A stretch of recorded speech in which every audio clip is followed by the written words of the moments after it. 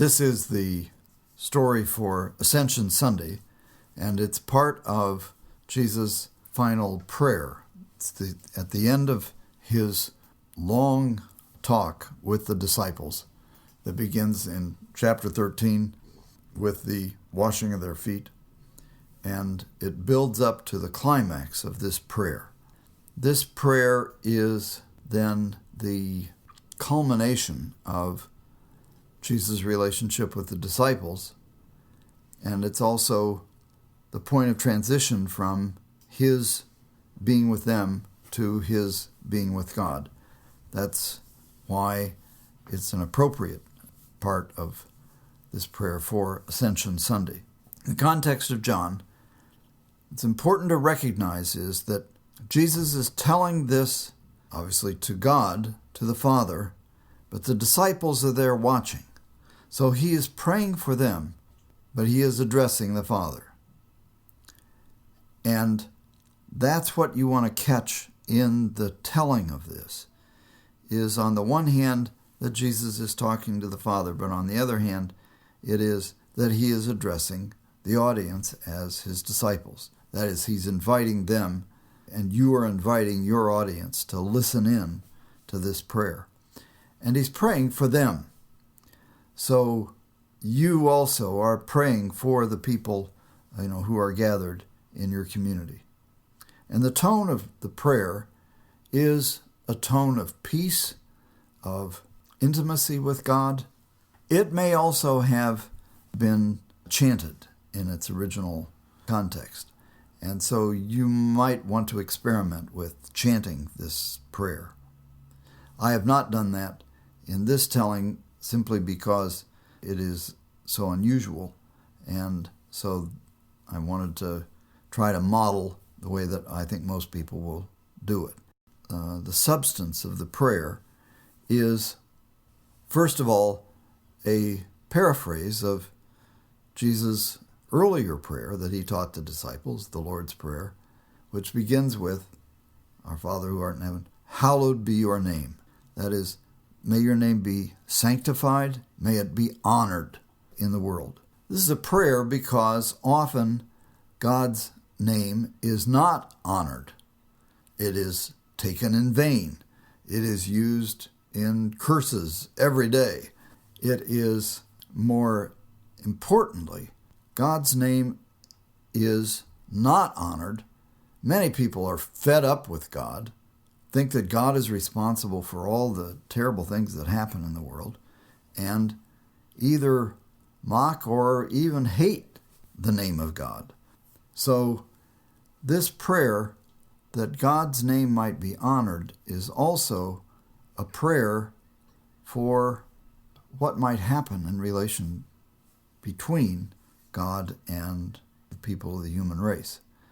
So Jesus has made God's name known, and they've received them and know in truth that I came from you. They believe that you sent me. But the beginning of this prayer is the prayer for God's name, and that Jesus has made God's name known to those whom God gave to Jesus.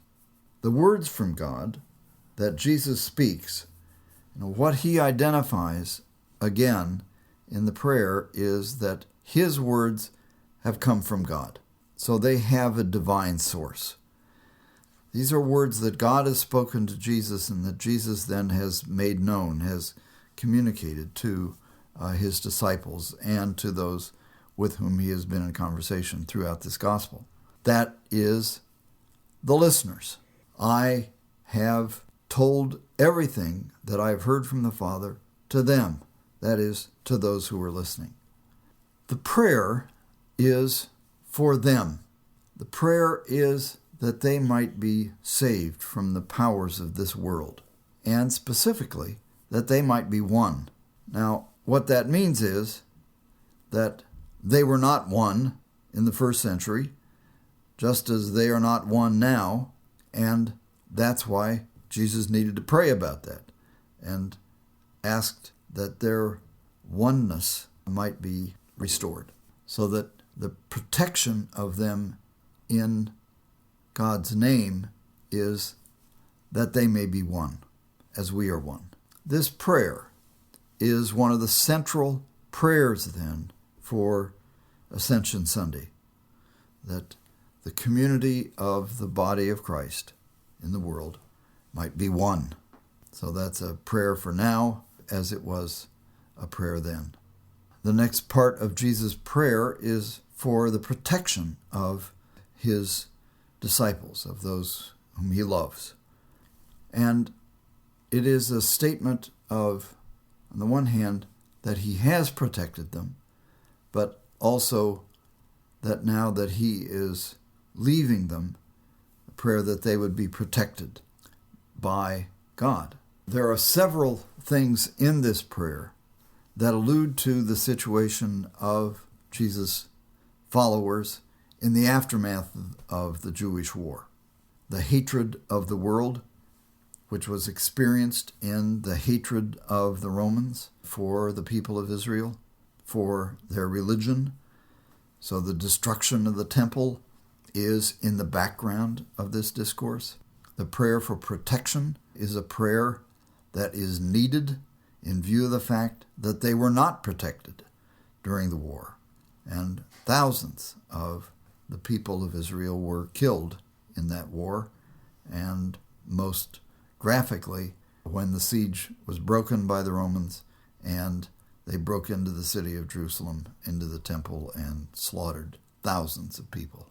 So this is a real prayer for something that has not been part of the experience of those who are hearing this prayer. The hatred of the world was then a very specific dimension of the experience of all those who heard this prayer. The prayer is also that they may have Jesus' joy completed in them.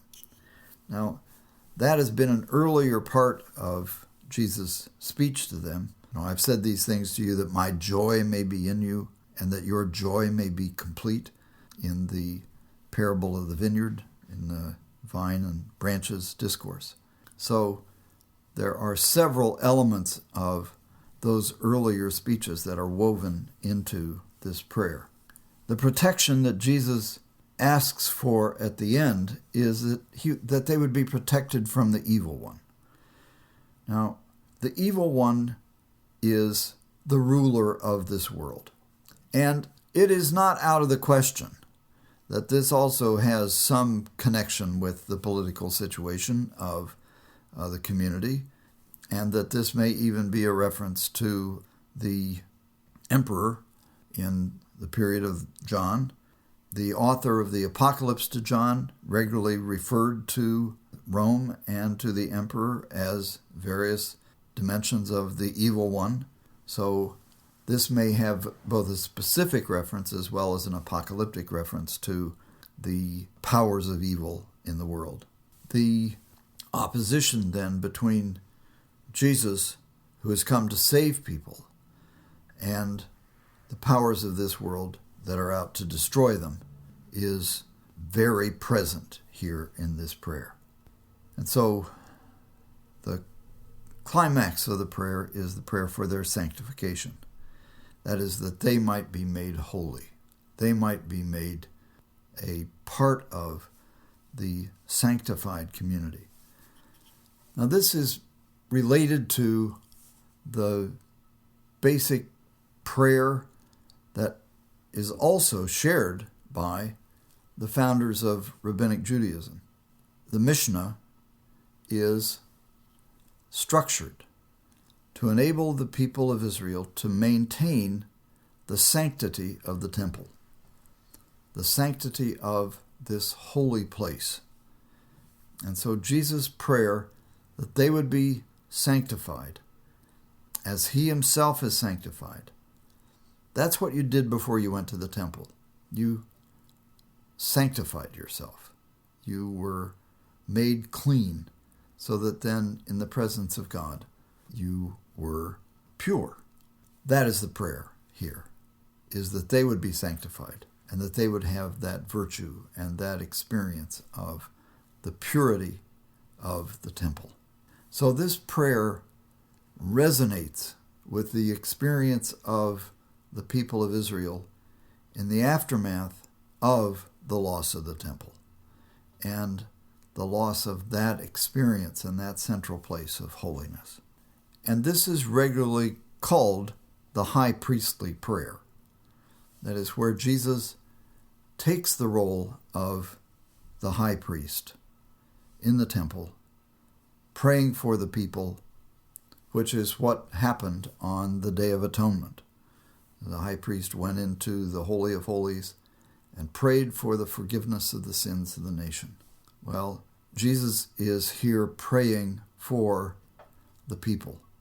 He is praying for his own in the same way that the high priest did in the temple. So that's the spirit of the recital of this that you want to try to convey.